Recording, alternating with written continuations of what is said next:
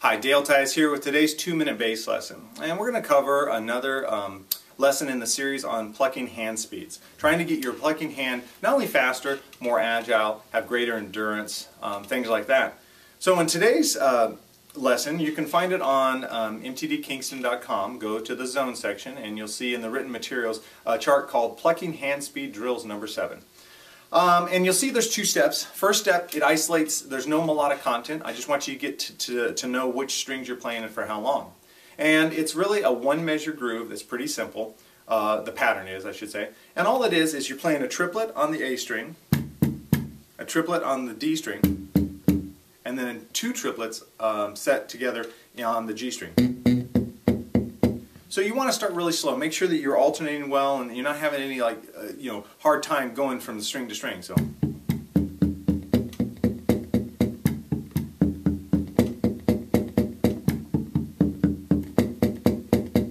you might want to try to get that up to about 120 beats per minute.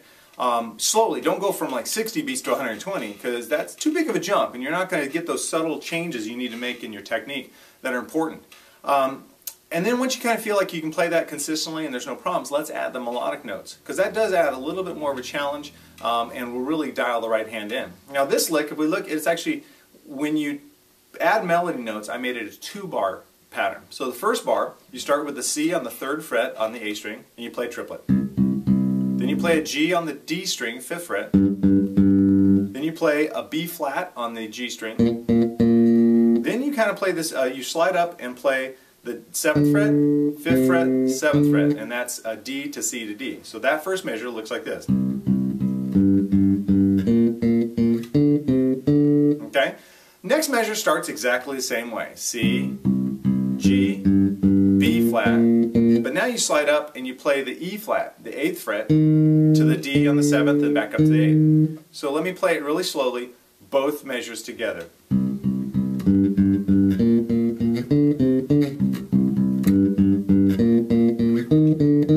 And just loop that.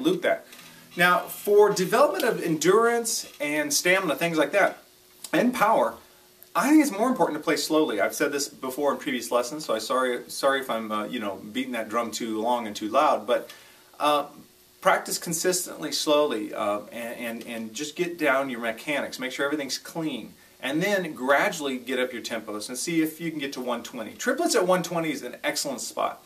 Now, if you plan on being in a band that plays things at really high tempos, whether it be jazz cooking along at 210 beats per minute, or some of the speed metal guys, you're going to want to try to see if you can get it faster, gradually and consistently. Don't try to jump right up there. Work your way up through the metronome ladder, and just really be cognizant of your technique. So plug this into your rehearsal routine. Try Plucking Hand Speed Drills number 7. Live with it for a week or so, and then maybe move on to the next one. Let me know how this is going for you guys. If it's working for you, if you have any questions, if there's a way I can present it that is better, I'd love to hear about it. So email me at dalet@danabygoods.com. Thanks a lot.